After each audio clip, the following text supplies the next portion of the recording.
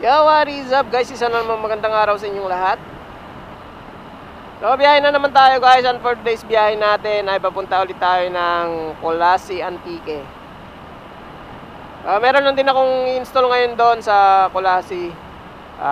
Yun na naman, isa lang naman yung biyahe ko ngayon doon. Tapos, uwi na din tayo pagkatapos natin doon. Medyo matagal tayong hindi nakapag-antique. Siguro mga isang buwan.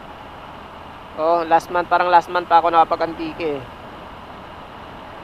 Special shoutout nga pala muna tayo guys. Shoutout kay Mahilom Bacaron ng Mandawi City. Shoutout kay Renren.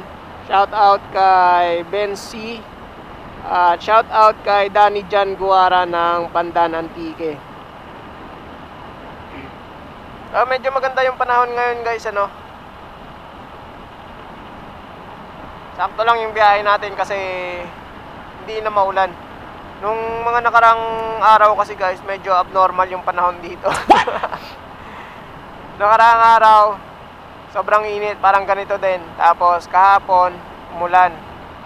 Buong araw din. Tapos ngayon, mainit na naman. Buong araw na naman to.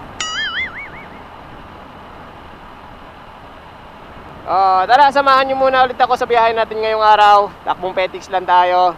Para makapag chill ride naman muna ulit tayo dito sa part ng Antique, ano. So tara guys, at samahan nyo ako sa biyahe natin ngayong araw. Let's go!